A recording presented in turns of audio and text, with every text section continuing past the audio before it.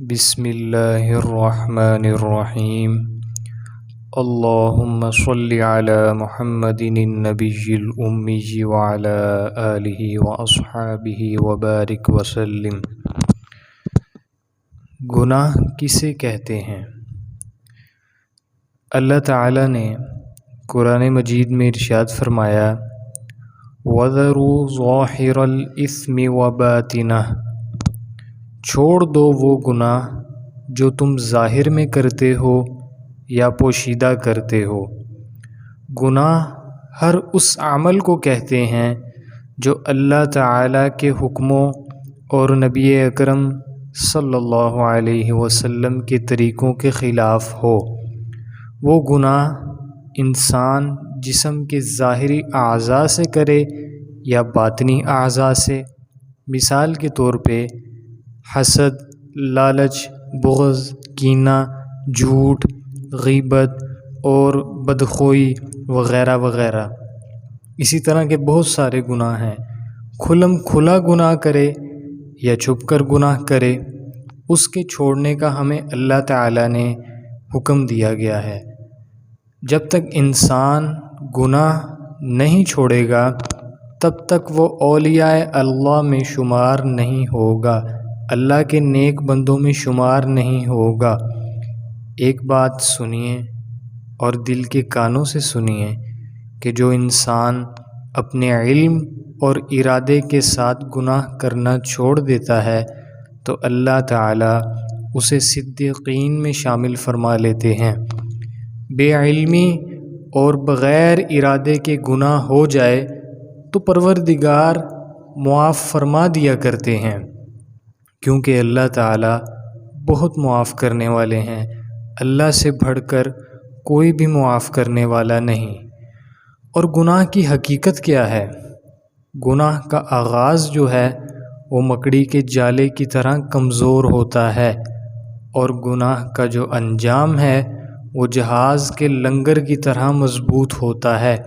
یعنی شروع میں انسان سوچتا ہے کہ ایک دو بار اگر میں گناہ کر لوں تو پھر میں چھوڑ دوں گا، مگر آج اور کل کرتے کرتے گناہ کی عادت اتنی پختہ ہو جاتی ہے کہ جسے بعد میں چھوڑنا مشکل ہو جاتا ہے۔ اور گناہ جو ہے وہ آکاش بیل کی طرح ہوتا ہے جو انسان کو اپنے گھیرے میں لے لیا کرتا ہے۔ آپ نے چلتے پھرتے بعض درختوں کی پیلی سے بیل پر دیکھا ہوگا کہ وہ اس پورے درخت کو اس طرح اپنے قابو میں لے لیتی ہے، وہ پیلی سی بیل، کہ درخت کی نشو نما رک جاتی ہے۔ اسی طرح گناہ کرتے کرتے انسان کی روحانی نشو نما رک جاتی ہے۔ گناہ کی مثال ناسور کی طرح ہے۔ ناسور اگر رہے تو تکلیف دیتا ہے، اور اگر علاج نہ کرایا جائے اس ناسور کا تو وہ بڑھتا ہی چلا جاتا ہے۔ ناسور سے مراد ایک زخم ہوتا ہے، ایک پھوڑا، ایک پھنسی، جو انسان جس کا علاج نہ کرائے اور اس کی پرواہ نہ کرے تو وہ بڑھتا ہی چلا جائے گا۔ گناہ کی مثال بھی ایسی ہی ہے۔ حافظ ابن قیم رحمہ اللہ تعالی ایک عجیب بات لکھتے ہیں، فرماتے ہیں کہ اے دوست، گناہ کرتے ہوئے یہ نہ دیکھ کہ یہ گناہ چھوٹا ہے یا بڑا ہے، بلکہ اس پروردگار کی عظمت کو دیکھ جس کی تو نافرمانی کر رہا ہے۔ یہ گناہ انسان کے روحانی لباس پر دھبے ہوتے ہیں، جیسے انسان کو ظاہر کے لباس پر دھبا اچھا نہیں لگتا کہ انسان نے اچھا کپڑا پہنا ہو سفید رنگ کا یا بہت قیمتی لباس پہنا ہو، اگر اس لباس پر داغ لگ جائے کسی چیز کا تو انسان کو اچھا نہیں لگتا، انسان اس کو دھوتا ہے یا کپڑے بدلتا ہے۔ اسی طرح روحانی لباس جو اللہ نے ہمیں عطا کیا ہے اس پر بھی گناہ جب ہم کرتے ہیں تو دھبا لگ جاتا ہے۔ اللہ تعالیٰ کو روحانی لباس داغدار اچھا نہیں لگتا۔ اور یاد رکھیے کہ گناہ جو ہے وہ کسی نہ کسی صورت میں انسان کے دل کو پریشان رکھتا ہے۔ یہ ممکن ہی نہیں کہ انسان گناہ کرے اور اسے ہمیشہ ہمیشہ کا سکون نصیب ہو جائے، خواہ وہ گناہ بد نظری کا ہو، غیبت کا ہو، حرام کھانے کا ہو، زنا کا ہو، کسی کو قتل کرنے کا ہو، کسی کو ستانے کا ہو، کسی کو دھوکہ دینے کا ہو، کسی آدمی کی چغل خوری کرنے کا ہو۔ آج کل سکون حاصل کرنے کے لیے گناہوں کا راستہ اختیار کیا جاتا ہے اور پھر شکوے کیے جاتے ہیں کہ جی پریشانیاں تو بہت ہیں۔ بھائی پریشانیاں کیسے نہ ہوں، جس راستے پر آپ قدم اٹھا رہے ہیں وہ تو ہے ہی پریشانی والا راستہ۔ سکون والا راستہ تو اللہ تعالیٰ کی یاد والا راستہ ہے اور سچی زندگی گزارنے والا راستہ ہے۔ اسی لیے انسان کو چاہیے کہ وہ اپنے آپ کو گناہوں سے بچائے اور اپنی گزری ہوئی جو غلطیاں کوتاہیاں ہوئی ہیں، جو زندگی اس نے گناہوں میں گزار چکا، اس زندگی کی اللہ رب العزت سے معافی مانگے، کیونکہ اللہ تعالیٰ اپنے بندوں سے بے انتہا محبت کرتے ہیں اور 70 ماؤں سے بھی بڑھ کر محبت کرتے ہیں اللہ تعالیٰ۔ اسی لیے اللہ تعالیٰ نہیں چاہتے کہ اس کے بندے گناہوں والے راستے پر اور تباہی اور بربادی والے راستے پر چلیں۔ وہ اپنے بندوں کو اس راہ پر جانے سے بار بار متنبہ کرتے رہتے ہیں، اور اللہ تعالیٰ چاہتے ہیں کہ میرے بندے گناہوں بھری زندگی کو چھوڑ کر اطاعت اور فرما برداری والی زندگی اختیار کر لیں۔ چنانچہ اللہ تعالیٰ نے اپنی رحمت کے دریا کو وسیع کر دیا کہ میرے وہ بندے جنہوں نے گناہ کر لیے وہ لوٹ آئیں اور مجھ سے توبہ کر لیں، میں انہیں معاف کر دوں گا۔ اللہ تعالیٰ کے 2 صفاتی نام ہیں، ایک رحمان اور دوسرا رحیم۔ دونوں کا جو مآخذ ہے اور بنیادی جو بنیاد ہے ان دونوں صفاتی ناموں کی، وہ ہے رحمت۔ لہٰذا یوں بات سمجھ آتی ہے کہ رحمان کا لفظ بھی کافی تھا یا رحیم کا لفظ ہی کافی تھا؟ ایک ہی صفت سے متعلق یہ 2 نام اللہ تعالیٰ نے کیوں پسند فرمائے؟ تو علماء کرام نے اس کے علوم و معارف بیان کیے ہیں۔ فرماتے ہیں کہ رحمت کا ہونا ایک صفت ہے اور رحمت کا بے انتہا ہونا یہ دوسری صفت ہے۔ اس کی مثال آپ یوں سمجھیے کہ دولت مند ہونا ایک صفت ہے کہ وہ صاحب مال ہے، کہ اس کے پاس دولت موجود ہے، اور اس کا سخی ہونا وہ اس دولت کو اللہ تعالیٰ کی رضا کی خاطر نیک کاموں میں، نیک راستوں میں خرچ کرتا ہے، یہ علیحدہ صفت ہے۔ آپ نے دیکھا ہوگا کہ کئی لوگ بڑے سخی ہوتے ہیں مگر ان کے پاس دینے کے لیے کچھ بھی نہیں ہوتا، اور بعض اوقات ایک آدمی کے پاس مال و دولت بہت زیادہ ہوتا ہے مگر دینے کا حوصلہ ہی نہیں ہوتا، دینے کی توفیق ہی نہیں ہوتی، وہ سانپ کی طرح اپنی دولت پر نگران بن کر بیٹھا ہوتا ہے۔ اب اس مثال کو ذہن میں رکھتے ہوئے سوچئے کہ اللہ تعالیٰ کے پاس رحمتوں کے خزانوں کا ہونا ایک خوبی ہے اور اس کی رحمتوں کے خزانوں کا بے بہا خرچ ہونا ایک مستقل اور دوسری خوبی ہے۔ اسی لیے اللہ تعالیٰ نے اپنے لیے 2 نام پسند فرمائے۔ اسی لیے تو اللہ تعالیٰ فرماتے ہیں ان رحمتی وسعت کل شیء، میری رحمت ہر چیز پر وسیع ہے، ہر چیز سے اس کی رحمت زیادہ ہے۔ اور اسی طرح میرے دوستو، گناہ گار جو ہوتا ہے ان سے، گناہ گاروں سے اللہ تعالیٰ کا محبت بھرا خطاب کیا خطاب ہے کہ ہمارے گناہ میرے اور آپ کے لیے بڑے اور زیادہ ہیں، لیکن بخشنے والے کے لیے تو وہ بڑے اور زیادہ نہیں ہیں نا۔ تو رب کریم بار بار ارشاد فرما رہے ہیں کہ میرے بندوں کو بتا دو کہ میں بڑا ہی مغفرت کرنے والا، بڑا ہی رحمت کرنے والا ہوں۔ سبحان اللہ۔ انداز بیان دیکھیے کہ اللہ رب العزت کا، کہ جیسے ایک سخی اپنا مال خرچ کرنے کا ارادہ کرے اور اپنے کسی غلام سے کہے کہ لوگوں کو بلاؤ، تو اس وقت لوگوں کو اطلاع دینے کا مقصد کیا ہوتا ہے کہ میں اپنے مال کو لٹانا چاہتا ہوں، اسی لیے لوگوں کو بتا دو۔ بالکل وہی انداز یہاں اپنایا، اور یہ نہیں فرمایا کہ لوگوں کو بتا دو یا انسانوں کو بتا دو یا بندوں کو بتا دو، بلکہ اللہ تعالیٰ نے فرمایا نبی عبادی، میرے بندوں کو بتا دو۔ اب یہ جو میرے کا لفظ ہے، اس میں اور زیادہ حسن اور خوبصورتی پیدا فرما دی۔ سبحان اللہ۔ کلام میں کیا ہی مزہ اللہ تعالیٰ نے پیدا فرما دیا۔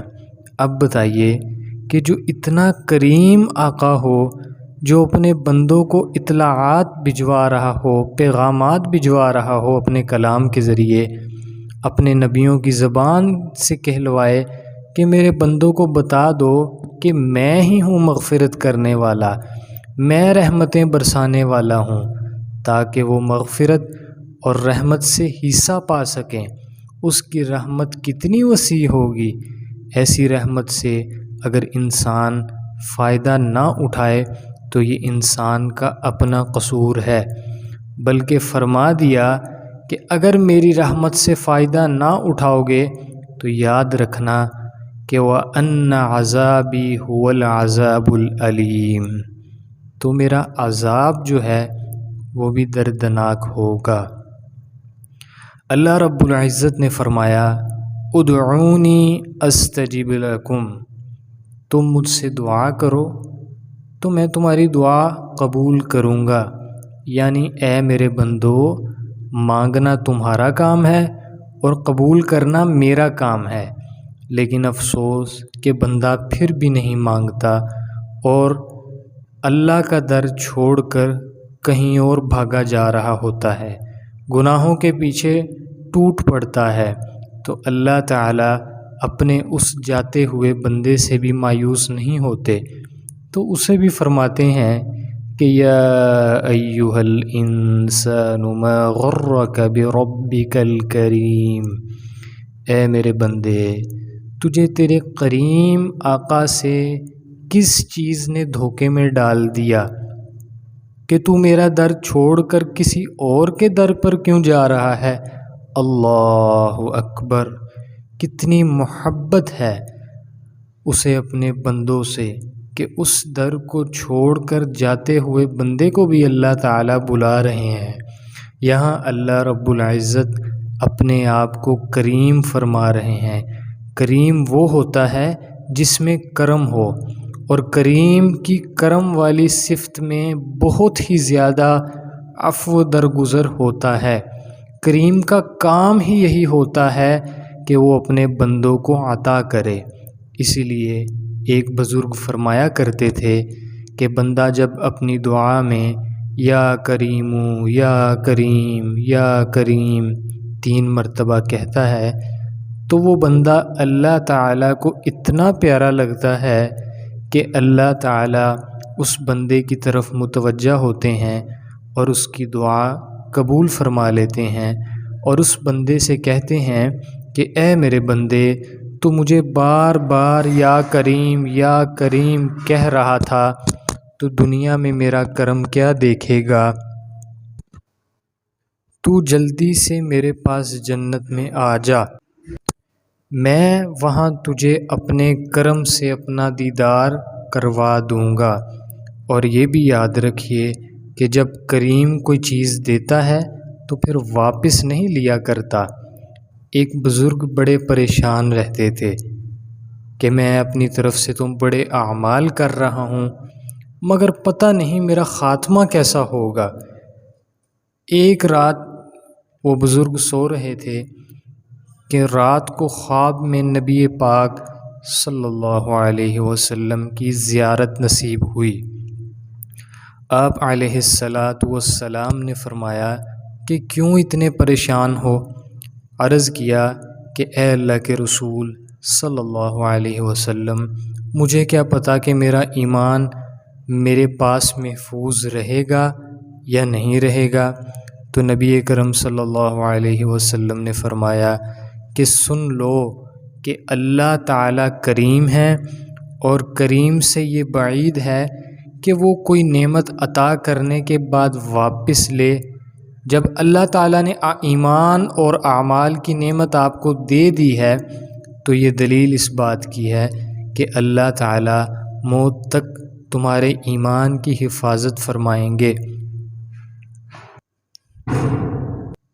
تو اس سے ثابت ہوا کہ اگر انسان شریعت سنت پر استقامت سے زندگی گزار رہا ہو تو گھبرانے کی ضرورت نہیں، کیونکہ میرا اللہ بڑا ہی مہربان ہے۔ دیکھیں، کوئی آدمی اپنے نافرمانوں کو بھی محبت سے بلاتا ہے؟ کوئی بھی نہیں بلائے گا، بلکہ غصے سے بلائے گا، مگر اللہ تعالیٰ کا معاملہ ہی عجیب ہے۔ اللہ تعالیٰ نے قرآن مجید میں ہم گناہ گاروں کا تذکرہ بھی بڑے عجیب الفاظ سے اپنے محبوب صلی اللہ علیہ وسلم کے ذریعے سے یوں فرمایا کہ قُلْ يَا عِبَادِيَ الَّذِينَ أَسْرَفُوا عَلَىٰ أَنفُسِكُمْ، آپ فرما دیجئے میرے ان بندوں سے جو اپنی جانوں پر ظلم کرتے رہے۔ سبحان اللہ، تذکرہ بھی ان لوگوں کا جو جانوں پر ظلم کرتے رہے۔ اے پروردگار، تیری رحمت پر قربان جائیں کہ خطاب کرتے ہوئے آپ نے اجنبیت اور بے تعلقی کا احساس ہی نہیں ہونے دیا۔ آپ نے ان سے رخ نہیں پھیرا گناہ گاروں سے، اور صرف یہ نہیں کہا کہ بندوں یا لوگوں سے کہہ دو، بلکہ فرمایا عبادی، میرے بندوں سے۔ کیا فرما دیجئے کہ لا تقنطوا من رحمت اللہ، اللہ کی رحمت سے مایوس نہ ہو جانا۔ ان اللہ یغفر الذنوب جميعا، اللہ تعالیٰ سب گناہوں کو معاف کرنے والے ہیں۔ انہ هو الغفور الرحیم، وہ تو بڑی مغفرت کرنے والا اور رحمت کرنے والا ہے۔ کتنے ہی بڑے حوصلے ہیں اللہ رب العزت کے۔ اے رب کریم، آپ گناہ گاروں کو بھی خطاب کرتے ہوئے اپنے بندوں کے نام سے خطاب فرما رہے ہیں۔